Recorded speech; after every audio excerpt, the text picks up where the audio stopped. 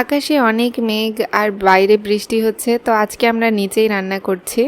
আজকে দুপুরে আর আম্মু উপরে রান্না করতে পারবে না, কারণ বৃষ্টিতে আমাদের চালের অবস্থা ভীষণ খারাপ। প্রথমেই ডিম ভাজার জন্য আম্মু পাতিলটা গরম করে নিল। যেহেতু এটা পাতলা পাতিল, তো এটা সহজেই একটু গরম হয় আর এখানে রান্না করতেও ভালো হবে। অল্প একটু লবণ ছিটিয়ে দেওয়া হলো গরম তেলে, যেন ডিমগুলো লেগে না যায়। আর বিদেশি ডিম তো এমনিতেই পাতলা হয় অনেক, তো একটু কয়রার মধ্যে ধরে যাওয়ার ভয় থাকে, এজন্য আম্মু একটু ডিম দিয়ে উপরে লবণ ছিটিয়ে দিল। গরম তেলের মধ্যে লবণ দিলে আসলে ডিম বা মাছ যেটাই বলেন লাগে না কয়রাতে। তো আমরা আজকে তরকারির মধ্যে ডিম মাছ এগুলো একসঙ্গে দিয়ে রান্না করব, আর পুরো তরকারিটা আপনাদের সঙ্গে শেয়ার করব। বৃষ্টির জন্য আজকে বেশি তরকারি রান্না করা হবে না, বেশি না বললেও 3টা আইটেম তো থাকে আমাদের। আসসালামু আলাইকুম ভিউয়ার্স, আমি ইয়েন। আশা করছি আপনারা সবাই অনেক ভালো আছেন। তো আম্মুর কিন্তু ডিম ভাজা কমপ্লিট হয়ে গেল, আর এখানে পেঁয়াজ দিয়ে দিল, কেটে রাখা পেঁয়াজগুলো কুচি করে নিয়েছি। এখানে 3টা পেঁয়াজ আছে, আর এর মধ্যে দিতে হবে আস্ত জিরা, গোটা জিরাটা আম্মু দিয়েই কিন্তু তেল দিয়ে দিল। পাতিলটা কিন্তু অনেক গরম হয়ে আছে, সো জিরাগুলো দেওয়ার সঙ্গে সঙ্গে পোড়া শুরু হয়েছে। খুব সুন্দর একটা স্মেল আসছে জিরা পোড়া। এখন এগুলোকে হালকাভাবে নাড়াচাড়া করে মিক্স করতে হবে। এর মধ্যে দিয়ে দিল গরম মশলা, তেজপাতা আছে, দারচিনি আছে, লং আছে, আর একটু কালো ফল, আর দেয়া হলো লাল মরিচ বাটা। মরিচগুলো কিন্তু অনেক ঝাল, তো লাল মরিচ বাটা দেয়া হলো। আর দিতে হবে আদা বাটা, জিরা বাটা, রসুন বাটা মিক্স। এখন এই সবগুলোকে ভালো করে নাড়াচাড়া করতে হবে, মিক্স করতে হবে। মশলাগুলো কিন্তু যত ভাজা ভাজা হয় তত সুন্দর গন্ধ বের হয়, এবং তরকারিও কিন্তু ভীষণ ভালো লাগে। এখন দিতে হবে হলুদ গুঁড়া, পরিমাণ মতো হলুদ গুঁড়া দেওয়া হলো, আর লবণ। এখন এই মশলাগুলোকে হালকা হালকা করে ভাজতে হবে, বেশি না ভেজে আম্মু কিন্তু এর মধ্যে মাছ দিয়ে দিবে, কারণ মাছ আর মশলা যেন একসঙ্গে কষানো যায়। তো আমাদের দেশি মাগুর এনেছিল অনেকগুলো, তো ওই মাগুরগুলো আছে। আজকেও আমরা দেশি মাগুরের ঝোল করব। দেশি মাগুর মাছ কিন্তু ভীষণ মজা, খুব টেস্টি, আর যে তরকারি রান্না করা হোক না কেন খুবই সুস্বাদু হয়।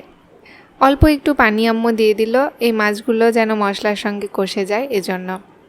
তো ভিউয়ার্স, ওইদিকে আমাদের ওই তরকারিটা হচ্ছে, আর এইদিকে আম্মু মিষ্টি লাউ কেটে নিয়েছে খুব সুন্দর করে, ছোট ছোট পিস করে।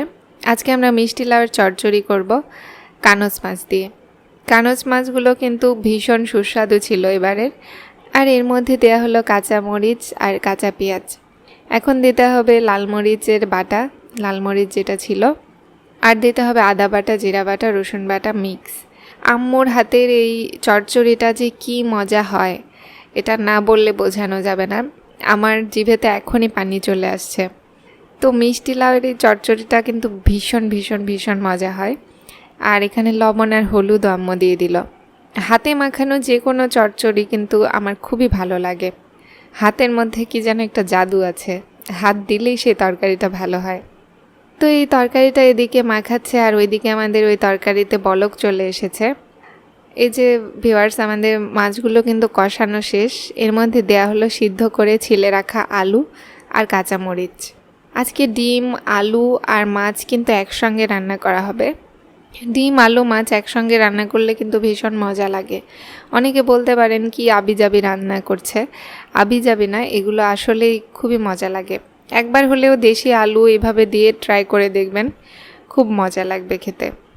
আর আজকে যেহেতু বৃষ্টির দিনে এরকম মিক্স তরকারি খেতে অনেক ভালো লাগে। একটু সরিষার তেল দিতে হবে তরকারিতে, তাহলে তরকারির ঘ্রাণটা আরও সুন্দর আসবে। দেশি মাগুর দিয়ে কিন্তু ছোট আলু এভাবে শুধু ঝোল করলেও খুবই মজা হয়, খুব ভালো লাগে। তো আলু আর মাছটাকে একটু হালকা ভাজা ভাজা করা হবে, খুব বেশিও না কমও না, মিডিয়াম টাইপের। আর এই দিক থেকে আমাদের দেশি মাগুরের থেকে আমার কিন্তু বিদেশি মাগুরটা বেশি ভালো লাগে। তো ভিউয়ার্স, আমাদের কিন্তু এই যে আলু মাছ এগুলো কষানো শেষ।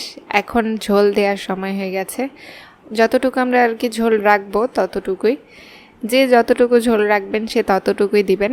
আর হ্যাঁ, আজকের তরকারিটা কিন্তু আপনারা ট্রাই করবেন, আমি কথা দিচ্ছি যে অনেক ভালো লাগবে, খুব সুস্বাদু হয় এই তরকারিটা। আলুগুলো কিন্তু আমরা সিদ্ধ করে ছিলে নিয়েছিলাম এক্সট্রা করে। আর এই যে আমরা এতটুকুই ঝোল রাখবো। ভিউয়ার্স, আমাদের কিন্তু বলক চলে এসেছে ঝোলে। এখন দিতে হবে ভেজে রাখা ডিমগুলো। আম্মু ডিম পোস্ট করে রেখেছিল, সেই পোস্ট করা ডিমগুলোই দিয়ে দেওয়া হলো। একবেলা আমরা ডিম খাবো, পরের বেলা মাছ খাবো। ভীষণ মজা হবে আজকের তরকারি। এখন কিছুক্ষণ ঢাকনা দিয়ে ঢেকে রাখার পরে যে আমাদের তরকারি হয়ে গেছে, এটা কিন্তু আমাদের মিষ্টি লাউয়ের তরকারি। তো ভিউয়ার্স, আমাদের কিন্তু দুপুর হয়ে গেছে আর খাওয়ার সময়। বাইরে অনেক মেঘ, এজন্য ঘরের মধ্যেই আমরা খাওয়া দাওয়া করছি। আর ঘরের মধ্যে কোনো আলো নেই, ফ্ল্যাশ নেই, আর এইদিকে আমাদের কারেন্টও চলে গেছে। আজকে আমাদের লাল শাকের ভাজি করা হয়েছিল, তো ভাজিটা আগে নিয়ে নিলাম। লাল শাকের ভাজি, আর আজকে আমাদের আইটেম আছে হচ্ছে মিষ্টি লাউয়ের চচ্চড়ি আর সঙ্গে একটা ঝোলের তরকারি। তো প্রথমে আমি লাল শাকটাই নিয়ে নিলাম। আমার আবার প্রতিদিন খাবারের সঙ্গে একটা না একটা শাক বা ভর্তার আইটেম থাকতেই হবে। আমার ভীষণ পছন্দ শাক বা ভাজি, ভর্তা, এগুলো খুব ভালো লাগে। লাল শাকের ভাজি দিয়ে কিন্তু ভাত খেতে ছোটোবেলা থেকে অনেক ভালো লাগে, কারণ ভাতগুলো মাখলে লাল লাল হয়ে যেত ছোটোবেলায় যখন দেখতাম। তো লাল ভাত খেতে অনেক ভালো লাগতো। যখন এই লাল শাক খাই আমার এই কথাটাই মনে হয় যে ছোটোবেলায় লাল ভাত খাবো বলে আম্মুর সঙ্গে জিদ করতাম।